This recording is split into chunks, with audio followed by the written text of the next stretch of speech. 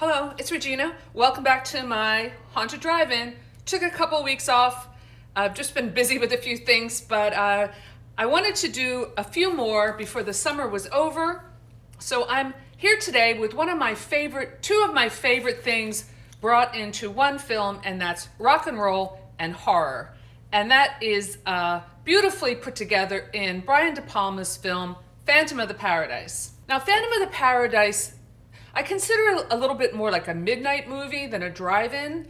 I know that I saw it as a midnight movie when I was in college. It was kind of like along the lines of Rocky Horror Picture Show, another movie that I love very much. And I confess, I was a Rocky Horror fan back in the late 70s when all of us would get into our car and drive down to Philadelphia on TLA on South Street to see it. It was the only place that would show it. And we would participate and dress up, and I was always magenta. Anyway, so back to Phantom of the Paradise. It didn't quite hit it is considered now like a cult film, but it didn't quite hit the status of Rocky Horror. And it's really a shame because it's a great film. I guess it was kind of a flop when it came out, but I'm just curious, and maybe I just didn't do enough research, but I think this film would make an incredible film to remake. And also, why has no one done a Broadway show about this, based on this? Because the score is fantastic. So this came out in 1974. Like I said, it's like a rock opera directed by Brian de Palma. Of course, Brian de Palma was a great horror film director who did Carrie and Dressed to Kill, which is one of my favorites. This, I guess, is kind of one of his less known or less popular films, but it's definitely worth checking out. I mean, just the sheer look of this film, the art direction, the incredible score by Paul Williams, who also stars in it, is worth checking out. Now, is it a flawless film? No, it definitely, I guess, sags a little bit, but who cares? It's an incredible treat. And I have to say, when I first saw this movie, even though I was in college, it kind of scared me. It didn't scare me now, and it's not exactly like a horror film. It's definitely more like camp, but it's fantastic. So this is based on the Phantom of the Opera, which I really only know from movies and the musical on Broadway, which I saw maybe once or twice. I've never read the Phantom of the Opera, the book, but I think I need to do that. I'd like to get a nice Eastern Press copy of Phantom of the Opera to add to my classic horror collection. Paul Williams was a huge star when I was a kid. Somebody who would be on the Sonny and Cher show. He wrote a lot of pop music, like songs for the Carpenters and tons of music from the 70s. And he was kind of a celebrity in his own right as well. It's a shame that it wasn't a success because it's fantastic. The score alone, by Paul Williams, I really love. It stars Jessica Harper, who went on to star in Suspiria, and William Finley, who he plays the Phantom. I remember his face, but I really don't know too much about him. The cinematography, the art direction, the sets, the costumes, everything, they're just really top notch. It's a story about the artist versus the machine of art. So a evil record producer named Swan, who Paul Williams plays, and he is the man who makes the decisions about who becomes a star. And it starts out with of course this is in the 70s, mid-70s, it starts out with an act called the Juicy Fruits, who I love these guys, and they are a 1950s like nostalgia act, kind of like Sha Na Na, or even back at that time, like Happy Days and Laverne and Shirley. The 50s were really big in the mid-70s in popular culture. So it shows the Juicy Fruits doing this very kind of cool like 50s doo-wop song. So this was also written by Brian de Palma.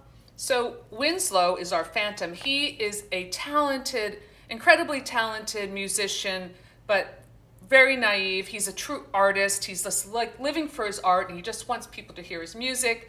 And he comes on the Swan show. He has like kind of like a musical show, kind of like the the Midnight Special or the Rock Palace. So he plays, and Swan hears his music and loves the music, but says we're going to steal his music and use it to create this incredible rock opera that's going to open my new theater called the Paradise, and we're going to have to get rid of this guy. So Swan steals Winslow's beautiful rock opera based on Faust. He won't see him, but he starts auditioning girls for the lead role. And because he's a sleazy record producer, it gets into the whole casting couch thing, which of course reminded me of Harvey Weinstein. And Jessica Harper plays a beautiful young singer named Phoenix, who's like the innocent, and she's very talented, and she meets Winslow in line for the audition. When she gets in, she gets like, they try to gang rape her. She runs out, and all she wants to do is sing. So these two form this kind of immediate connection, and it's like a sweet little romance brewing. Winslow falls in love with her. Swan has got to get rid of Winslow, so he plants drugs on him. Winslow's sent to Sing Sing, where he's has his teeth knocked out and replaced by weird like stainless steel teeth for some reason, but that helps with his weird look later. And then he is working on the assembly line in prison one day, hears his music being played on the radio with the Juicy Fruit singing it, and he freaks out and escapes from prison, breaks into the Swan record factory, and falls into a record press. And I think I remember I saw behind the scenes about this, he actually almost did get crushed by the record press during the filming of this. They use an actual record press, which isn't the best idea when you're making a movie. But anyway, his face is burned and his voice is crushed. So basically he's destroyed. He staggers out of the building, falls into the East River, and is presumed dead. So Winslow, who of course is not really dead, sneaks into the theater, the Paradise, and finds this like weird like owl mask and puts it on. He's got a black kind of leather looking shirt and a cape. And now he's the Phantom of the Paradise, like the Phantom of the Opera. And in an incredible classic kind of Brian de Palma split screen sequence during a Beach Boys number that the Juicy Fruits are doing, and there are a bunch of girls like singing. He sets off a bomb in this car and blows them up. And now Swan is like, okay, you got my attention. So he knows that Winslow is in love with Phoenix, and Phoenix comes back and does this audition, and so she gets in the show.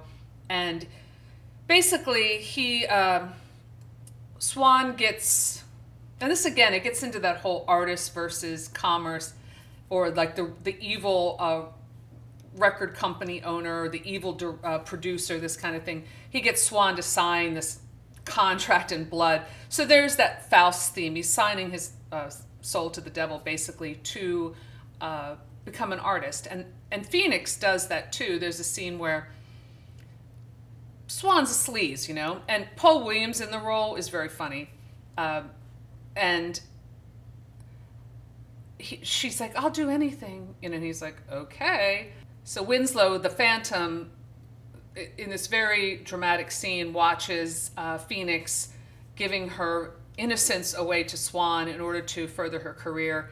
And he's, watching through this skylight, like horrified, and decides he's going to end it all and kill himself, but he can't really do it because he signed away his soul. So there's this whole thing. And I think maybe that's where the plot kind of gets pretty convoluted, but it doesn't matter. The film is just so much fun to watch.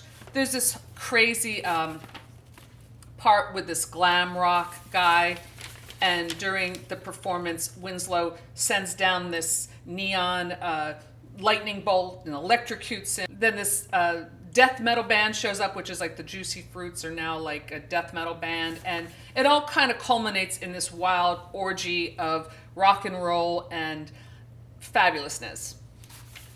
So it's just a feast for the eyes and the ears, and a wonderful nostalgia piece. Do I think it's a great movie?